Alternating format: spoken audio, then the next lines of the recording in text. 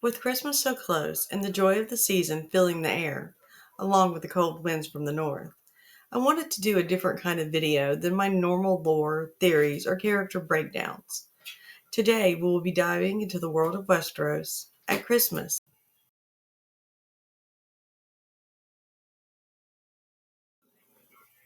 Christmas as we know it does not exist in the world of Westeros. There is no nativity scene, no jolly Santa with his reindeer bringing presents to good little boys and girls. There is no celebration for the birth of Jesus Christ. Yet, as much as George R. R. Martin's world of A Song of Ice and Fire, the traditions of our world, both ancient and modern, echo throughout the customs and the rituals of this fascinating creation. Inspired by real world history, Martin's world often offers a fascinating parallel to our own holidays, from the Christian traditions to the pagan roots of Yule.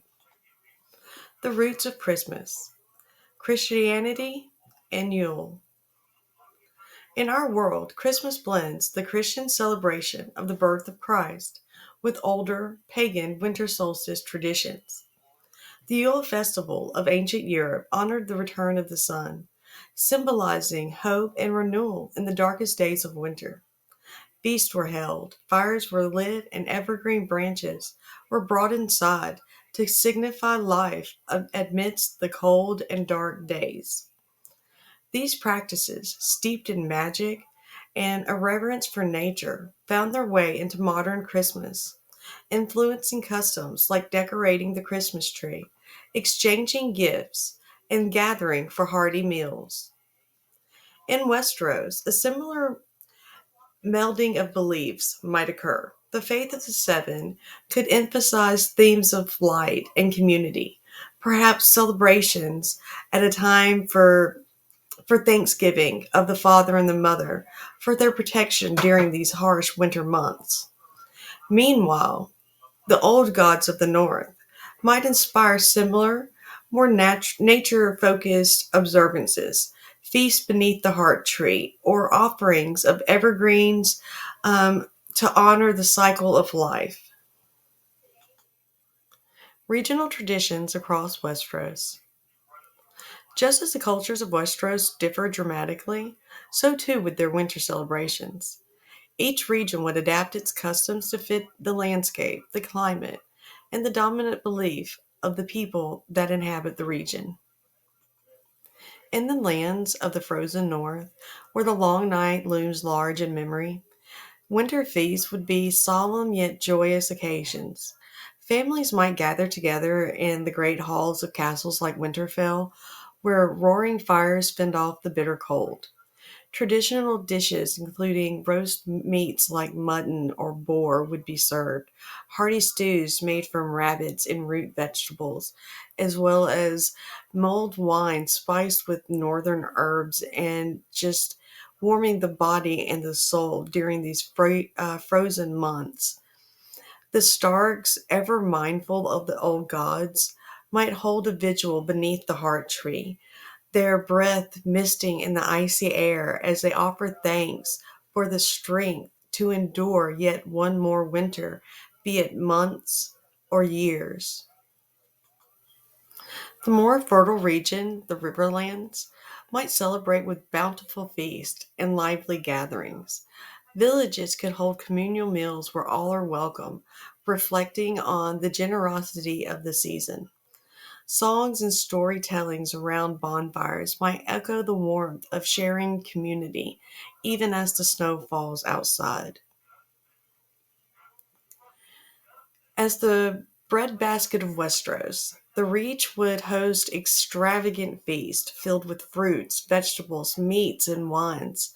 The faith of the Seven might shape their celebrations with processions and prayers led by the High Septon, emphasizing the gratitude for the mother's bounty and the father's protection.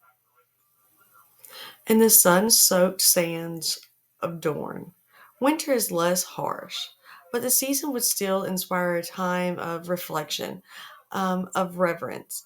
Their feast might feature spicy dishes and citrus fruit, with songs and dances continuing late into the night, the air filled with the perfume and the spices of this tropical region. The Dornish, known for their love of life, might hold open air gatherings beneath the stars, where warmth comes from their shared stories and wine. Amongst the Iron Islands, the cold winter months would see a skew but hearty feast. Offerings to the drowned god might precede meals, meals that would show off the sea's bounty, the fish, the lobster, the crabs, the squid and octopus, perhaps, using seaweed or mussels and clams, all of those good things, alongside salt pork and ale, that would all take center stage in their feast. Then tales of the Grey King and his fire stealing exploits could serve as winter lore, tying this season of remembrance and waiting for the renewal of spring to come would tie together this people and their unique beliefs to this time of the year and this time of celebration. As the seat of power, King's Landing may be one of the places that blends many different traditions from across the realm, from the many different places within Westeros. The Red Keep would have to be one of the places that host many different great feasts for all the different noble lords and commoners alike from across the region. All of these people would bring in their own customs as hands of the kings change, as lords and ladies come and go, as those on the small council come and go, as the winter months come into play.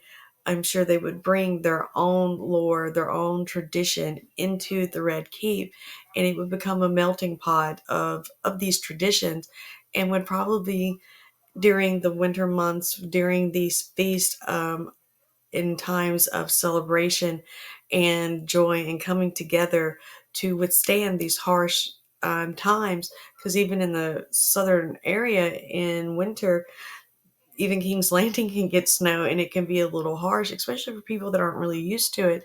So I would see them coming together and blending their traditions. While at the Sept of Baelor, they could hold many different services for thanks, for prayers for those that have gone before us, in remembrance to all of those that have passed, and for prayers for ourselves and our loved ones to make it through these cold winter months. The bustling city streets would be alive with markets selling seasonal treats and decorations and gifts and toys and trinkets to be given to those that you love and care about, as ways to show that you love and care about them. And so I think King's Landing in the Crownlands of all places would be one of the biggest places of celebrations and full of life and magic and wonder during these winter months. The magic of the season. While Westeros lacks the modern concept of Santa Claus, magic and wonder are deeply ingrained in its culture. The Christmas season in Westeros could be marked by tales of magical and mystical figures like the Children of the Forest or the Last Hero, whose courage and sacrifice resonates with the theme of hope and perseverance.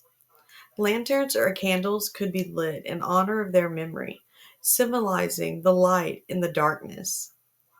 The holidays in Westeros would also carry with them enchantment, where snowflakes transform the landscape into something almost otherworldly. Just imagine the glow of candles reflecting off the icy walls of Winterfell, or the laughter of children playing beneath the stars in Dorne.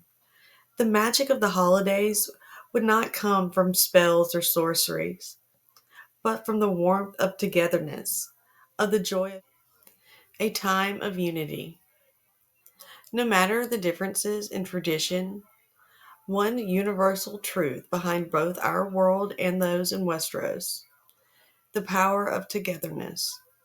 Whether under the icy skies of the north, the warm sun of Dorne, or the bustling hills of King's Landing, The people in Westeros would gather to share food, laughter, and love. And in this, they are not so different from us. As we celebrate our own holiday season, let us remember that the essence of this time, whether we call it Christmas, Yule, or something else altogether, is about connection. It is about a time to set aside differences, to come together with family and friends, to emphasize the magic, the generosity, and the joy. Whether you're a Stark, a Lannister, or simply someone who enjoys the season, may your heart be filled with warmth and light. Now, if you're really wanting to get into the holiday spirit and give me a gift, please be sure to like, share, and subscribe. Until next time, have a Merry Christmas and a very Happy New Year. Bye.